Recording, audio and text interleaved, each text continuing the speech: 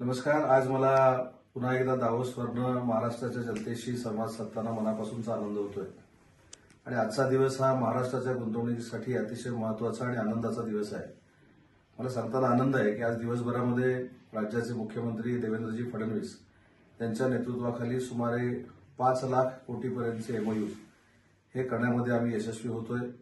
उद्या देखील अशाच पद्धतीचे एमओयूज होतील. आणि मी जसं महाराष्ट्रातनं येत असताना सांगितलं होतं की विक्रमी गुंतवणूक ही महाराष्ट्रामध्ये येईल, त्याला आज सुरुवात झालेली आहे. जनतेनं टाकलेला विश्वास सार्थकी लावण्याचा प्रामाणिकपणाचा प्रयत्न महायुतीचं सरकार म्हणून आम्ही करतोय. आणि हे सांगताना मला मनापासूनचा आनंद होतोय. आणि हेच सांगत असताना अजून एक महत्वाची खरी ब्रेकिंग जी मला महाराष्ट्रातल्या जनतेसाठी द्यायची आहे ती म्हणजे काल शिवसेनेचे नेते संजय राऊत यांनी माझ्याबद्दल ज्या काही वल्गना केल्या होत्या त्याचं उत्तर आज मला द्यायचं आहे.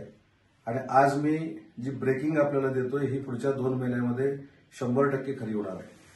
माननीय राज्याचे माजी मुख्यमंत्री शिवसेनेचे मुख्य नेते आदरणीय एकनाथ शिंदे साहेबांच्या नेतृत्वावर विश्वास ठेवत युबीटीच्या 4 आमदारांनी, काँग्रेसच्या 5 आमदारांनी आणि युबीटीच्या 3 खासदारांनी मागच्या 15 दिवसामध्ये माननीय एकनाथ शिंदे साहेबांची भेट घेतलेली आहे.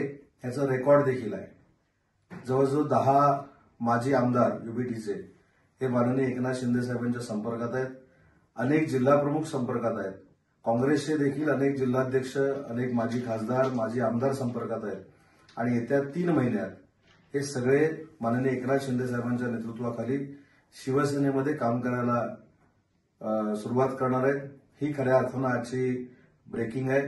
त्याच्यामुळं नाहक ज्या पक्षाचा अस्त झालाय त्या पक्षाच्या लोकांनी स्वतःचं अस्तित्व टिकवण्यासाठी, स्वतःच्या पक्षाचा उदय होण्यासाठी माझ्या नावाचा वापर करणं हे अतिशय दुर्दैवी बाब आहे.